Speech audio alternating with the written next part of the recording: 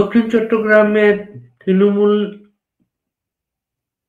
কর্মী মুরাদ 5ই আগস্টের পরে তাদের যে সংগ্রামগুলো তার কাছে শুনবো কিভাবে একটা সময়ের বিরুদ্ধে লড়াই করে তারা টিকে আছে। মুরাদ, তোমাকে শুভেচ্ছা।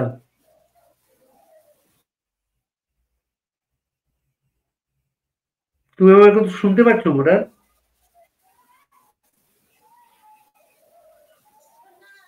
আমার কথা কি শোনা জি, যায়? আসসালামু আলাইকুম। জি, আসসালামু আলাইকুম। এই সময়টা, এই যে গত একটা বছরের বেশি সময়, কিভাবে টিকে আছো তুমি?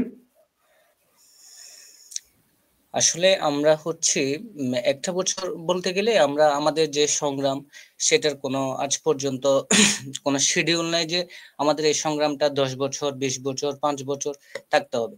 কিন্তু আমাদের মেইন উদ্দেশ্যটা হচ্ছে আমাদের সংগ্রামের বিনিময়, আমাদের সবকিছুর বিনিময় হলেও আমরা আমাদের নেত্রীকে বাংলাদেশের জনগণের জন্য, আমাদের নেত্রীর জন্য আমরা আমাদের জীবন বাজি রাখবো। সেটাই হচ্ছে আমাদের লক্ষ্য, আমাদের সংগ্রাম, আমাদের সবকিছু। নেত্রীকে দেশে আনা, নেত্রীর একটা স্বদেশ প্রবর্তন দেখা, সেটাই হচ্ছে আমাদের সংগ্রাম। সো সেই সংগ্রামেতে আমাদের মৃত্যু হোক বা আমাদের জেল হোক বা আমাদের উপর মব ভায়োলেন্স হোক, সেটা আমাদের জন্য কিছুই না।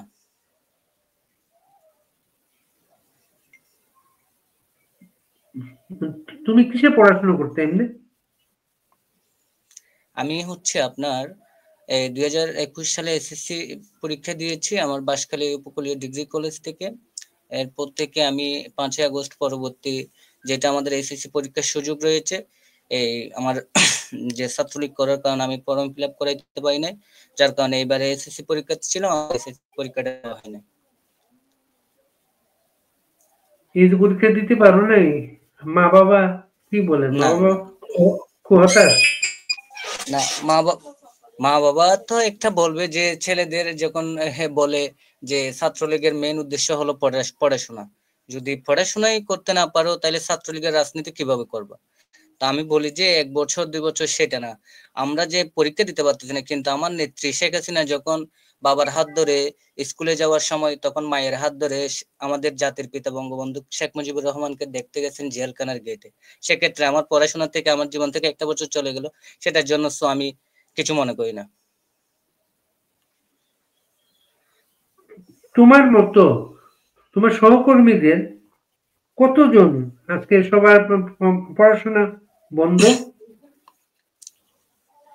আমি আমার কলেজে হিসাব করতে গেলে ধরেন আমরা যারা আমরা একই সাথে বঙ্গবন্ধুর আদর্শ বিশ্বাসী, মুক্তিযুদ্ধের চেতনায় বিশ্বাসী এবং শেখ হাসিনার সংগ্রামে আমরা নিজেকে আত্মদানকারী, সেক্ষেত্রে আমরা আমাদের প্রায় মনে হয় 17 থেকে 20 জন মতো আমরা পরীক্ষা দিতে পারি নাই, যেটা আমরা কি উপলব্ধি করতে পেরেছি। 5ই আগস্ট পরবর্তী আমরা কলেজে যাওয়া আমাদের সুযোগ হয়নি, এবং আমরা দেখেছি আমাদের যারা ফার্স্ট ইয়ার সেকেন্ড ইয়ার আমাদের ছাত্রলীগের কর্মীরা আছে, ওদেরকে বিভিন্নভাবে হয়রানি করা হচ্ছে। এমনি তুমি 5ই আগস্টের কথা একটু বলো তো। ওই দিন তুমি সবকিছু দেখে তোমার কি পরিস্থিতি ছিল?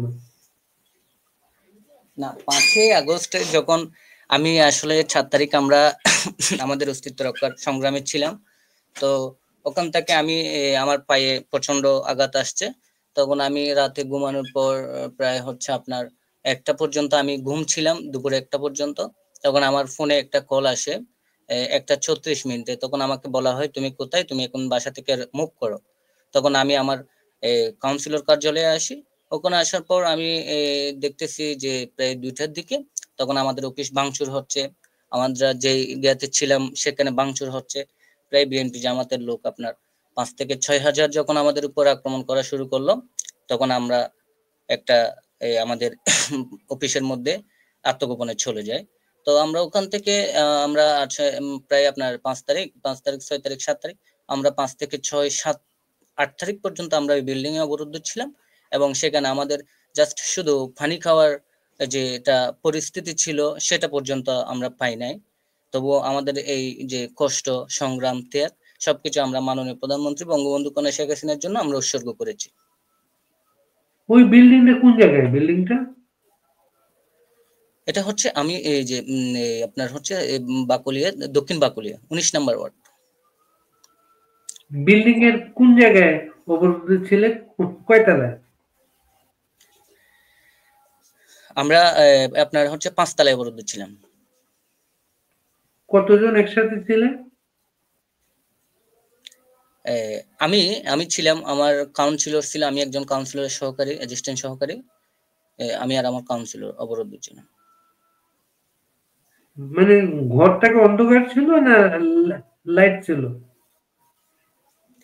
না তখন তো যেমন ধরেন আমরা এই যে আমাদের যে এখন স্মার্ট বাংলাদেশ যেটা উপভোগ করতেছি, চিটাগাং শহরে তো অন্ধকারের তেমন একটা কি ছিল না তখন, যে আমরা আলোতেই ছিলাম। বাট কিন্তু তখন থেকে আমাদের মনে একটা প্রতিজ্ঞা সংকল্প সৃষ্টি না, আমি হয়েছে জানতে চাচ্ছি যে তোমরা যে তোমরা ওই আটকা ছিলে ওই জায়গাটায়, কৌশলগত কারণে তুমি তো বাতিটা নিভিয়েও রাখতে পারো। কারণ তোমাকে যদি, যেহেতু না অবরুদ্ধ ছিলে, তুমি খুব ওয়ান্টেড ওই সময়। ওই সময় কিভাবে সময়টা না পার আমরা করেছো তুমি? না আমরা আমাদের মধ্যে একটা চিন্তা ছিল। আমি যখন পরিবারকে ফোন করছি, বলি যে আমার হয়তো আজকে শেষ। আমি পরিবার থেকে, বিশেষ করে আমার যারা আমার শুভাকাঙ্ক্ষী ছিল, সবার কাছ থেকে আমি ক্ষমা চেয়ে নিয়েছিলাম। যে আমি চিন্তা করেছি হয়তো আজকের দিনটাই আমার জন্য শেষ, যে আমি মরে যাব বা কারো হাতে আমার মৃত্যু হবে। সেটার উপর আমার জ্ঞান ছিল না, আমার ভরসা ছিল মহান আল্লাহ তাআলা যেটা করে সেটাই। তবে আমি আমার সর্বোচ্চ চেষ্টা চালিয়ে যাব যে আমরা এখান থেকে উদ্ধার হওয়ার জন্য। কিন্তু আমি নিরাপত্তার কথাটা বিশেষ করে নিরাপত্তার জন্য আমরা লাইট বন্ধ করে আমরা দরজা বন্ধ রাখছি প্রায় 3 দিন পর্যন্ত। এবং নিরাপত্তার সাথে আমি বিল্ডিং এর নাম সহ অ্যাড্রেস উপস্থাপন করতে পারতেছি না। যারা ছিল ওনারা আমাদেরকে যথেষ্ট প্রোটেকশন করেছে, যেটা আমাদের 8 তারিখে বের হওয়া আমাদের জন্য খুব সহজতর হয়েছে।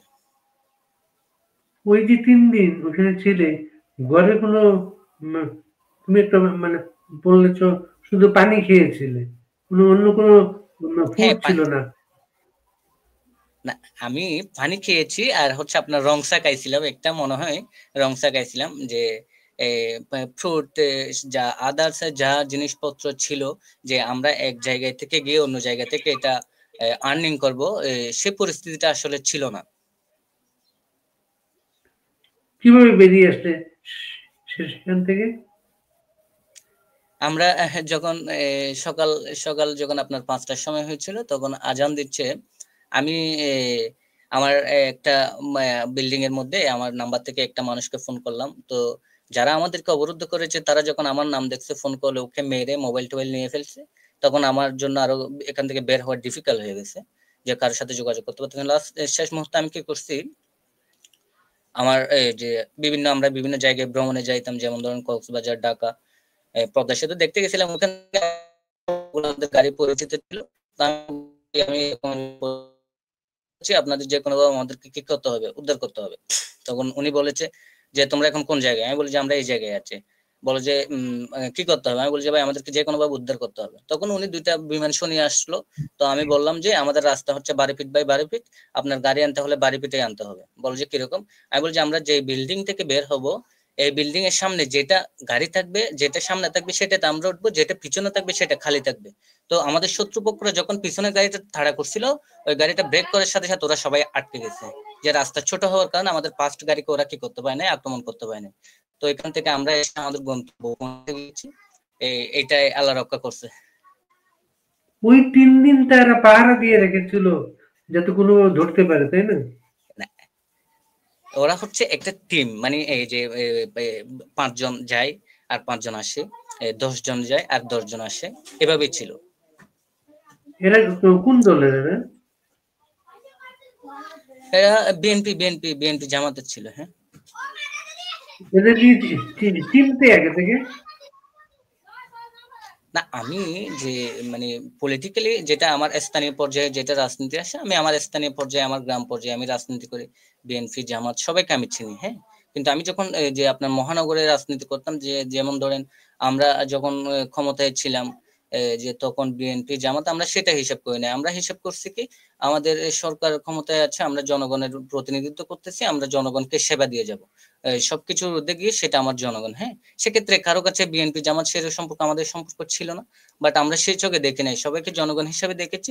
সরকারের যতটুকু উন্নয়ন কর্মকাণ্ড, যতগুলো তহবিল আসছে সবকিছু জনগণের মাঝে বিলিয়ে দেওয়ার চেষ্টা করেছি।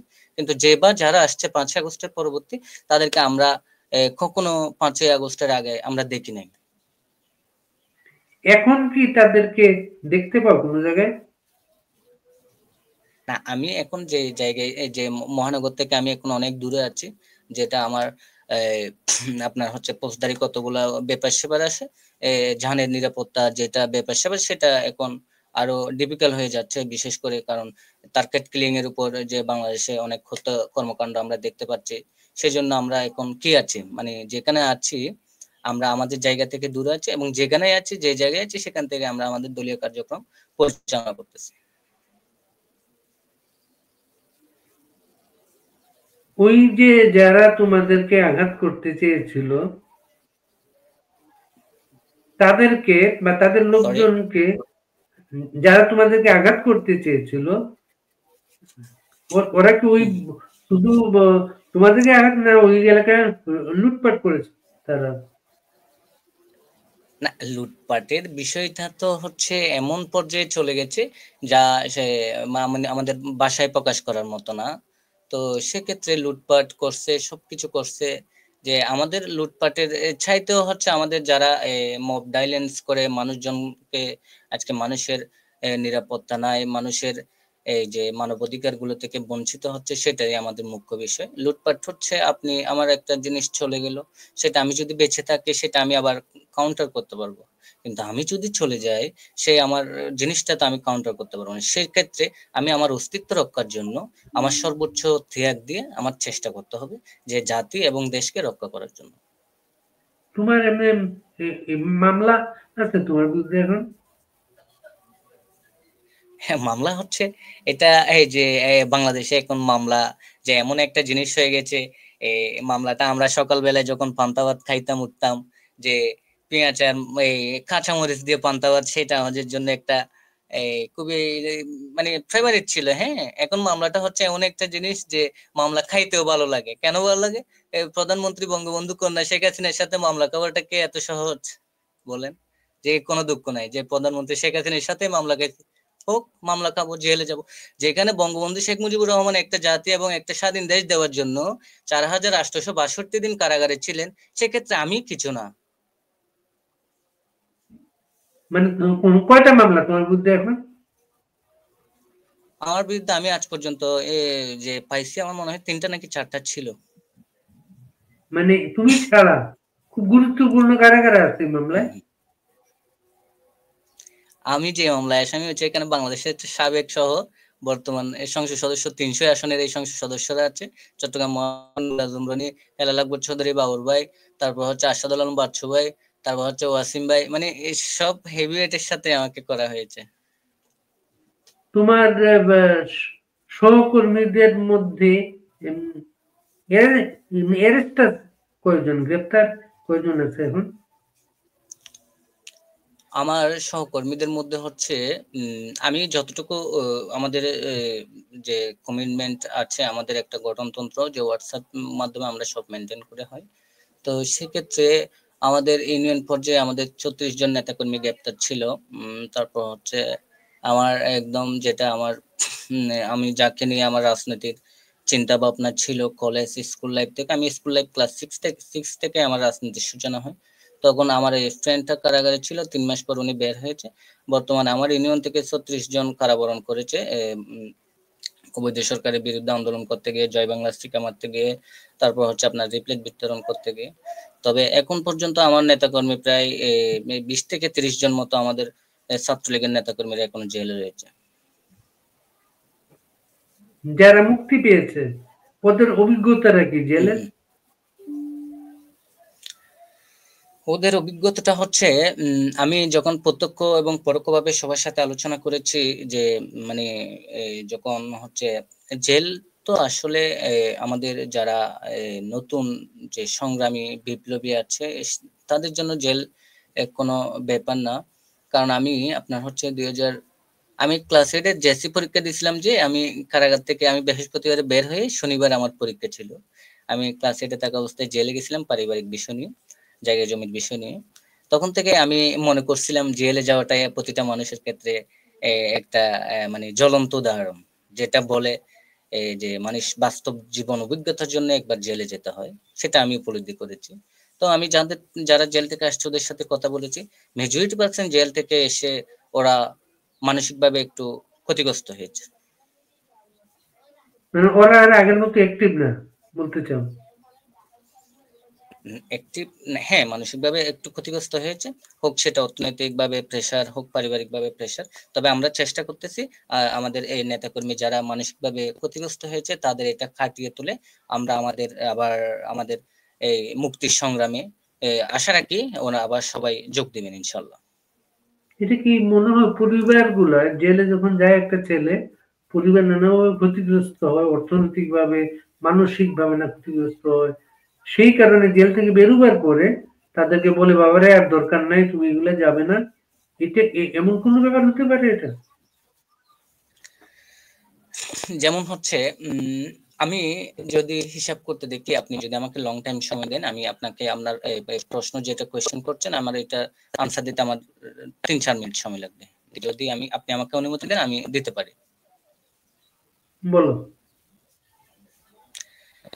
প্রথমত হচ্ছে আমরা যখন, যেমন আমার ফ্যামিলিতে যদি আমার গাইডিয়ান ঠিক না থাকে তাহলে আমি কিছুই না। সেক্ষেত্রে আমার একটা সঠিক নেতৃত্ব দেওয়ার মতো আমাদের নেতৃত্ব প্রয়োজন হয়, যেটা আমাদের উপজেলার মধ্যে এখন রানিং এমপি বলেন, সভাপতি সেক্রেটারি বলেন, উপজেলার চেয়ারম্যান বর্তমানে কারাগারে আছে, ভাইস চেয়ারম্যান বলেন। তো সবাই যার যার মতো করে হচ্ছে আপনার মানে নিজেকে রক্ষা করার জন্য, যদিও বা উপজেলা ভাইস চেয়ারম্যান ফেসবুকে, তো আমাদের সাবেক এবং বর্তমান এমপিরা নিষ্ক্রিয়। হ্যাঁ, সেক্ষেত্রে হচ্ছে যেটা অর্থনৈতিকভাবে যেটা হয়, যেমন আমরা তৃণমূল পর্যায়ে যারা ছিলাম ছাত্রলীগের কর্মীরা, আমাদের যে গঠনতন্ত্র এবং আমাদের সংগঠনের নিয়মতান্ত্রিকের মধ্যে নাই যে আমরা অবৈধভাবে টাকা ইনকাম করে দল খাটিয়ে টাকা ইনকাম করব, সেটা আমাদের মধ্যে ছিল না। আমাদের মধ্যে ছিল একটা, আমাদের পড়াশোনা, জনগণ, দেশ, জাতি, এটা। সেক্ষেত্রে আমাদের ছাত্রলীগের পোলাপাইন যারা চাকরি পাইছে, নিজের যোগ্যতায় চাকরি করছে, ওরা চাকরি করে কিছু আমাদের যারা এখন বেকার ছাত্রলীগের নেতাকর্মী আছে ওদেরকে আর্নিং করে যে 1500 এইভাবে দেয়, সেটা হচ্ছে ওদের ভাইয়ের ভালোবাসা হিসেবে দেয়। কিন্তু আমরা যারা আজকে জেল থেকে বের হচ্ছে, যদি কেন্দ্রীয় পর্যায় থেকে আমাদের একটা অর্থনৈতিক একটা সাপোর্ট আসতো, হয়তো পরিবারকে বোঝানো যেত যে আপনার ছেলে আওয়ামী লীগ করছে, ছাত্রলীগ করছে, এই জন্য কেন্দ্রীয় পর্যায় থেকে এটা আসছে, অন্তত পক্ষে পরিবারের কাছে ছেলেটা কি থাকতো যে আমি রাজনীতি করছি বিধায় আমার কেন্দ্র থেকে মাননীয় প্রধানমন্ত্রী জননেত্রী শেখ হাসিনার পক্ষ থেকে আমার জন্য উপহার আসছে, হোক সেটা 5 টাকা, হোক সেটা 10 টাকা।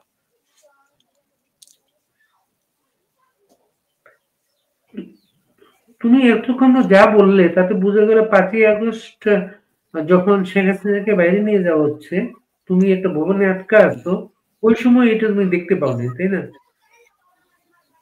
না, আমি যে আমার তখন আমার মোবাইল শর্ট চলছিল। হ্যাঁ, আমার মোবাইলে আমি অনলাইনে ছিলাম।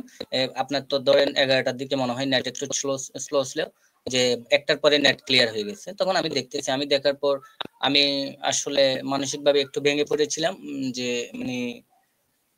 মানে দেশের জন্য উনি এত কিছু করলো, ওনাকে আজকে এভাবে দেশ ছেড়ে চলে যেতে হচ্ছে। তখন আমি আমার অভিভাবককে ফোন করছি, বলি যে ভাববা এরকম অবস্থা, শেখ হাসিনা দেশ থেকে চলে যাচ্ছে।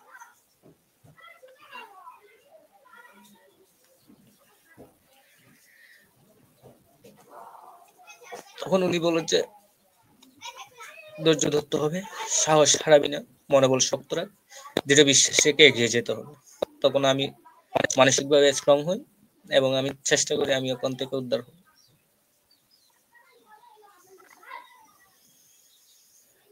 এখন উনি দেশে নাই, তুমি চট্টগ্রামের ছেলে, চট্টগ্রামের বন্দর বাংলাদেশের বড় একটা সম্পদ, সেই বন্দরটাকে বিদেশিদের হাতে তুলে দেওয়া হচ্ছে, তুমি কিছু করতে পারতেছো না। কিরকম লাগে মানসিক ভাবে? যেমন ধরেন হচ্ছে আমাদের মাননীয় নেত্রী একটা কথা বলেছেন যে আমার জন্য প্রধানমন্ত্রী সেটা হচ্ছে একটা সামান্য বিষয়, কিন্তু আমি ফাদার অফ দ্য নেশনের মেয়ে, আমি জাতির পিতা বঙ্গবন্ধু শেখ মুজিবুর রহমানের মেয়ে।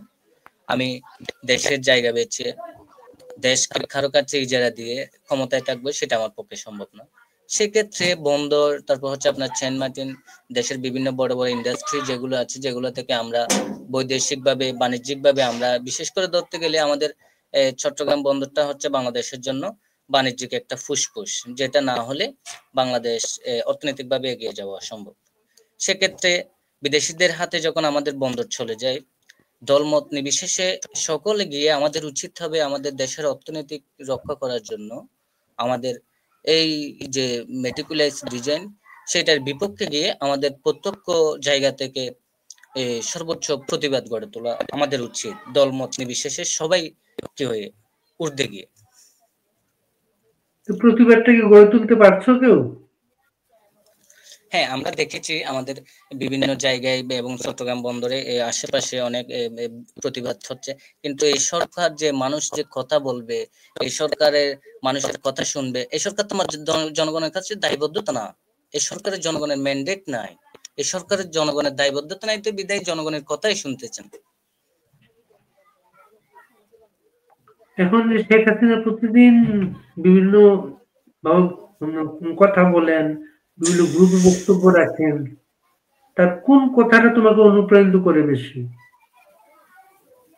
আমার অনুপ্রাণিত করে একটা কথা, সেটা হচ্ছে আমি এখনো মরি নাই, আমি এখনো বেঁচে আছি, সেটা। মানে তিনি বেঁচে আছেন, তিনি নেতৃত্ব দিতে পারবেন, তিনি একটা ভূমিকা রাখতে পারবেন, এই জিনিসটাই তোমাকে অনুপ্রাণিত করে। হুম হুম হুম আমার আমার কথা হচ্ছে, আমার নেত্রী যখন আপনার 1975 পরবর্তী যখন শেখ মুজিবের নাম নেওয়া নিষিদ্ধ ছিল, তখন বাংলাদেশ ছাত্রলীগ শেখ মুজিবের মুজিব হত্যার পরিণাম বাংলা হবে ভিয়েতনাম, যখন মাননীয় প্রধানমন্ত্রী শেখ হাসিনা যখন 1981 সালে দেশে আসা নিষেধাজ্ঞা ছিল, তখন ওনার বিরুদ্ধে আমি ইতিহাসে পেয়েছি যে হয়তো আপনার 800 নাকি 900-র উপরে মামলা ছিল, তখন উনি নিষেধাজ্ঞা উপেক্ষা করে বাংলাদেশে এসেছিলেন। আসার পর কিছু আপনার হচ্ছে তখন নেত্রী আরো একটু হ্যান্ডসাম ছিলেন, যেটা মানুষের কাছে খুবই কি ছিল, আকর্ষণীয় ছিল, যে নেত্রীকে দেখে মানুষ অনুপ্রাণিত হয়ে একটা আনন্দ উপভোগ করতো যে আমাদের নেত্রী স্ট্রং। হ্যাঁ, তো সেক্ষেত্রে যখন নেত্রী আসলো, তখন একটা সুপিয়া কামাল একটা চিঠি লিখছিল যে আপনি যদি তৃণমূলের মন রাখতে চান তাহলে আপনাকে সভাপতির পদটাই রাখতে হবে। তখন নেতৃত্ব কোন নেতার কথা চিন্তা না করে তৃণমূলের কথাই চিন্তা করে তখন উনি সভাপতিতে পুনরায় আসছেন। তো আমার মনে হয় যে একটা স্বাধীন চেতা মানুষ যেটা বলে, যেটা আমি আমাদের যে বাংলাদেশের মুক্তিযুদ্ধের 53 বছরের ইতিহাসে যেটা একটা স্বাধীন চেতা মানুষ, সেটা হচ্ছে বঙ্গবন্ধু কন্যা জননেত্রী শেখ হাসিনা। তো এখনো এই বয়সে তিনি প্রতিদিন তৃণমূলের নেতা কর্মীদের সাথে কথা বলেন।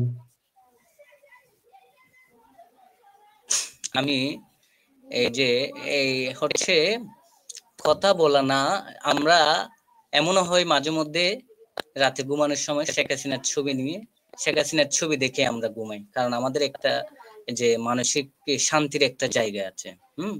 আমরা যখন এই আপনাকে আমি জাস্ট রোমান্টিক একটা কথা বলি, যখন হচ্ছে ক্লাস 6-7-এ যখন এই একটা ছেলে একটা মেয়ের প্রেমে পড়ে, ক্লাস 6, 7, 8, 9-এ, তখন আমরা শেখ হাসিনার প্রেমে পড়েছিলাম। যে এই কোমলমতি বয়সে প্রেম কখনো ভোলা যায় না, সেটাই হচ্ছে আমরা, বুঝছেন?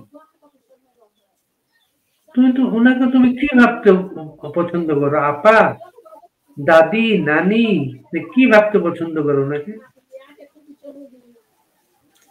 আমি ওনাকে আমি আপা আপা আপা ডাকতে পছন্দ করি, কারণ 2014 সালে যখন আপা গেতে আসছিল, আপনার এই পটিয়াতে আসছিল, তখন আমি খুব ছোট ছিলাম। তখন যে বলতেছে যে তুমি যেতে পারবা না, যে তুমি ছোট মানুষ, এখানে গিয়ে হারিয়ে যাবে।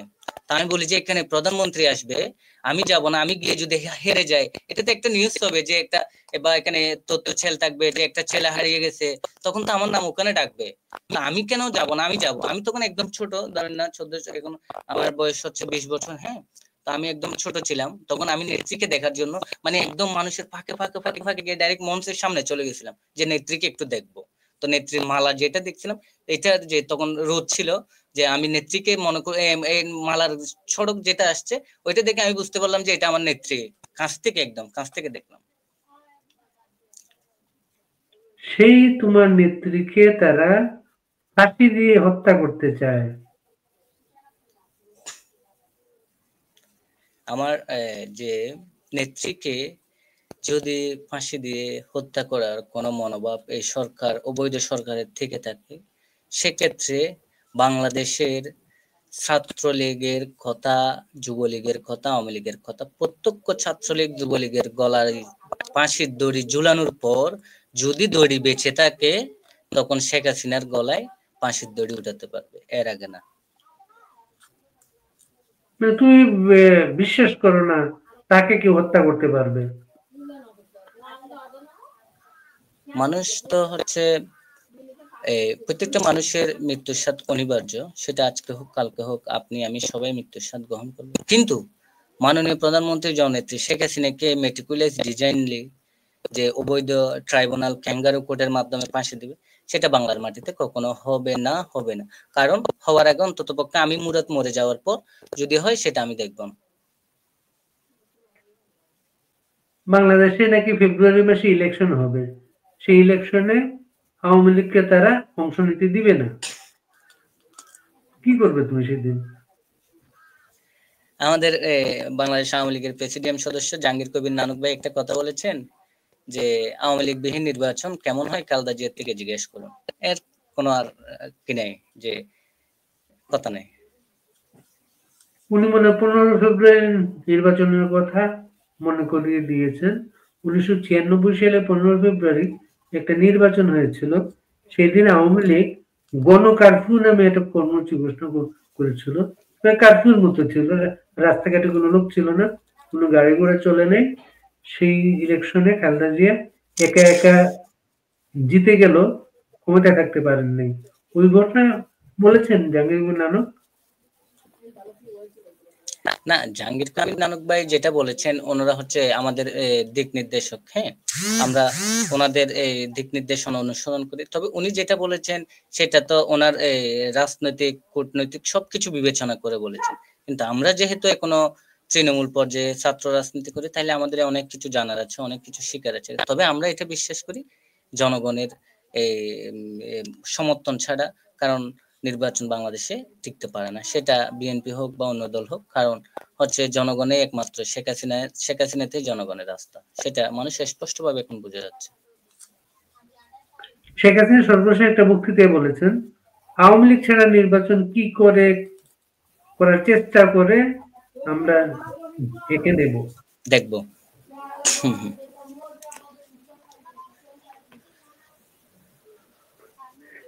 এই যে তোমার এত কষ্ট, এত সংগ্রাম, তারপর তুমি যে কথা বলছো, কোনো ভয় টয় করে না মনে হয়? না, বইয়ের জায়গাটা হচ্ছে যে বয়স যৌবন যার, যুদ্ধে যাবার সময় তার, আমরা একটা কবিতা মনে হয় পড়েছিলাম।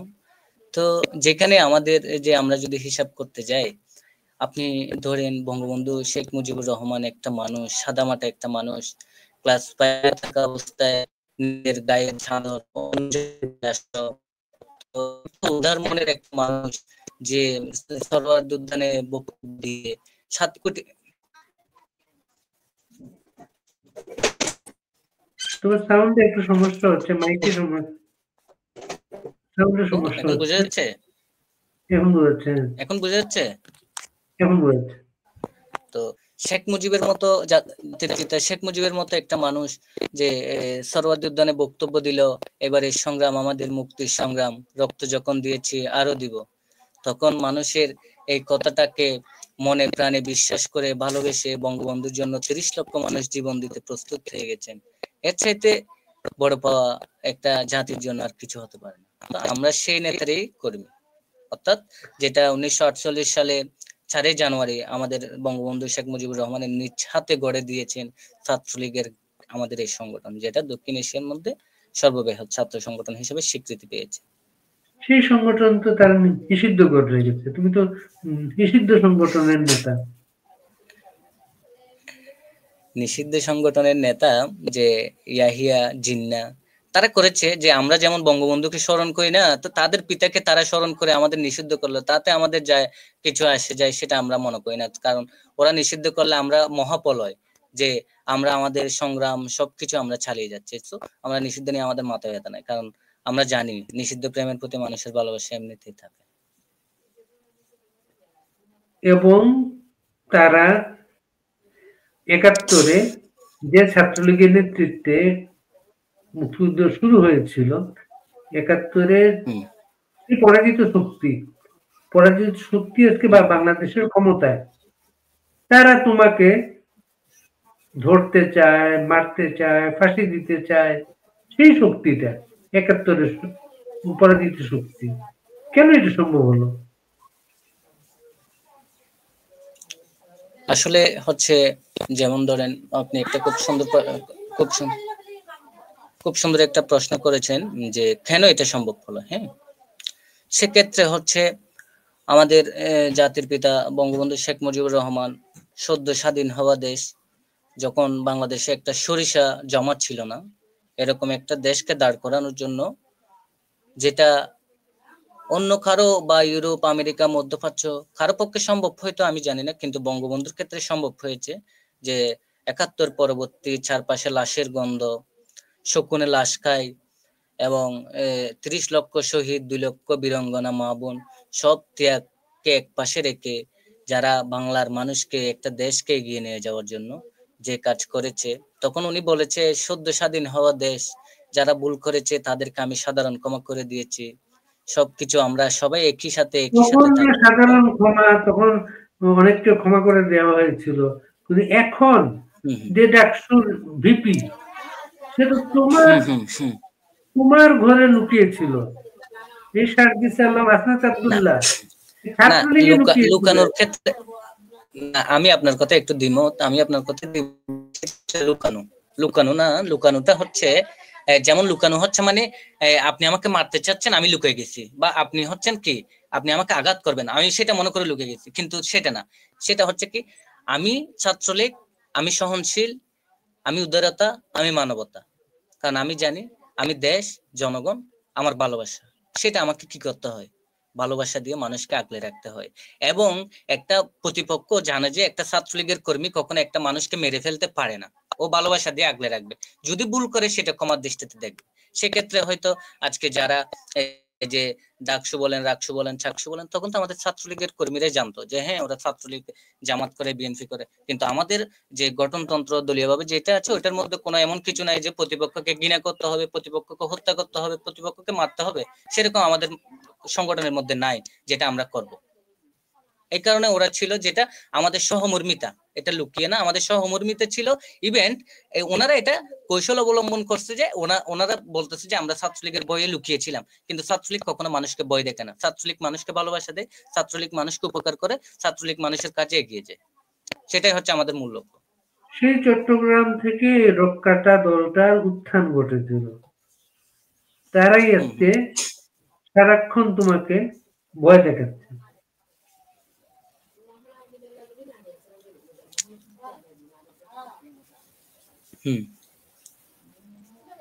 হ্যালো, তারা তোমাকে ভয় দেখাচ্ছে সারাদিন।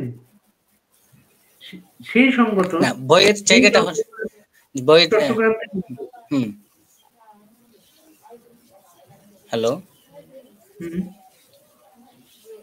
হ্যাঁ জি বলুন দাদা।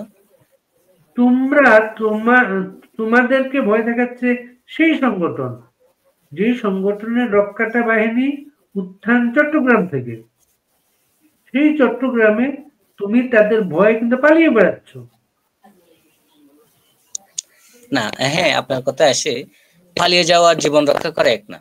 যে আমরা পালিয়ে গেছি আর জীবন রক্ষা করছি, সেটার মধ্যে অনেক ডিফারেন্স। হ্যাঁ, আমি যদি পালিয়ে যাই এমন ভাবে পালাতে হবে যে আমি নাই, মানে নাই বলতে নাই, যে কোথাও নাই, কিন্তু আমি সব জায়গায় আছি, কিন্তু আমি জীবন রক্ষা করেছি।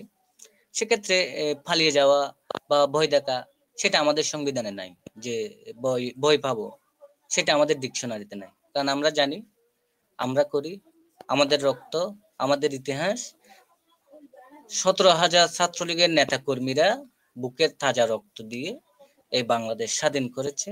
এবং যারা ছাত্রলীগের কর্মী ছিল ওরার বয়স ছিল 20 থেকে 30, যারা টকবগে যুবক। টকবগে যুবকের রক্ত যখন মাটিতে পড়ে তখন সেটা এখানে বলেন কিছুই টিকতে পারে না। ঢাকাতে প্রায় প্রতিদিন অনেকগুলো মিছিল বের হয় আওয়ামী লীগের, চট্টগ্রামে হচ্ছে না কেন এরকম? হ্যাঁ, চট্টগ্রামে হচ্ছে না কেন?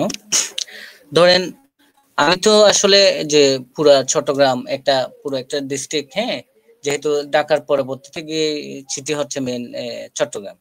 তো সেক্ষেত্রে চট্টগ্রামের পুরা বিষয়টা তো আমি অবগত নয়, বা পুরো বিষয়ের দায়িত্ব বা পুরো বিষয়ের উপর ডিপেন্ড করে আমি কথা বলতে পারবো সেরকম না। তবে আমি আমার জায়গা থেকে আমার ব্যক্তিগত যেটা মতামত সেটা হচ্ছে এই যে যেমন ধরেন ঢাকাতে মিছিল হচ্ছে, তবে আমাদের মেন উদ্দেশ্যটা হচ্ছে ঢাকা দখল করা।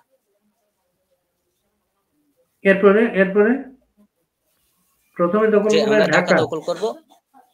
হুম হুম হুম তারপর আমাদের ঢাকা দখল করব, আমাদের এই গণতান্ত্রিক অবৈধ সরকারকে উৎখাত করে আমাদের মাননীয় প্রধানমন্ত্রী জননেত্রী শেখ হাসিনাকে বাংলাদেশে এনে বাংলাদেশের গণতন্ত্র পুনরুদ্ধার করে জনগণের অধিকার ফিরিয়ে দিয়ে মানুষের নিরাপত্তা নিশ্চিত করাই আমাদের দায়িত্ব। কি মনে হচ্ছে, তুমি আন্দোলন করেই কাজটা করবে না তোমার যুদ্ধ করা লাগবে? মানুষ তো রক্ত ছেড়ে স্বাধীনতা হয় না। মানে যখন তোমার প্রয়োজনে তোমার যুদ্ধ করা লাগবে, তাই তো? যেমন হচ্ছে আমাদের মাননীয় প্রধানমন্ত্রী জননেত্রী শেখ হাসিনা, আমাদের বাংলাদেশ স্বাধীন হয়েছিল কিন্তু 9 মাসে। আমাদের বাংলাদেশ স্বাধীন হয়েছিল 9 মাসে, কিন্তু আজকে 15 মাস পার হয়ে যাচ্ছে। কিন্তু নেত্রী যদি যে মানুষের জীবন মাল জানমাল ক্ষতি চাইতো তাইলে এতদিনেই বাংলাদেশের যুদ্ধ লেগে যেত, গেহে যুদ্ধ হয়ে যেত।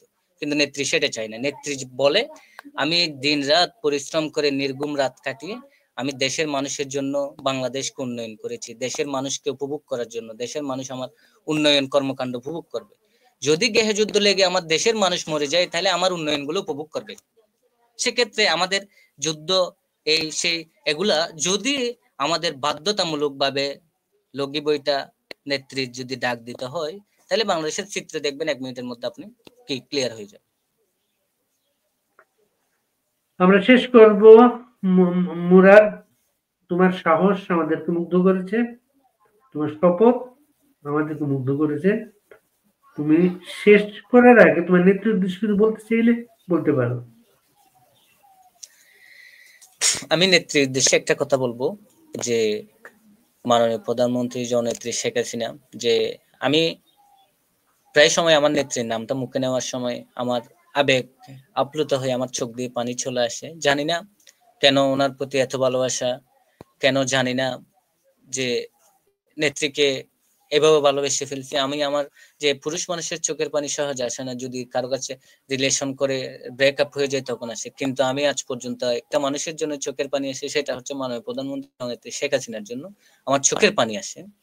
আমি নেত্রীকে এটা বলবো, নেত্রী আল্লাহর কাছে যদি কোনো বিধান থাকে আমার কাছ থেকে 1 বছর হায়াত নিয়ে গিয়ে আমার নেত্রীকে দিন, কারণ আমি একজন মরে গেলে কিছু আসে যায় না, কিন্তু আমার নেত্রীকে বাঁচিয়ে রাখার জন্য বাংলাদেশের 17 কোটি মানুষের উপকার আসে। সেক্ষেত্রে আমি আমার 1 বছরের হায়াত আমার নেত্রীর জন্য কি করতাম, আল্লাহর কাছে এরকম বিধান থাকলে আমি উৎসর্গ করতাম। তোমাকে অনেক বড় একটা স্যালুট। বা ভালো থাকবে মুরাদ। আপনাকে ধন্যবাদ, দোয়া করবেন, আমাকে স্নেহ রাখবেন, ভালোবাসা দিবেন। আল্লাহ হাফেজ। জয় বাংলা, জয় বঙ্গবন্ধু। শেখ হাসিনা আসবে, বাংলাদেশ হাসবে।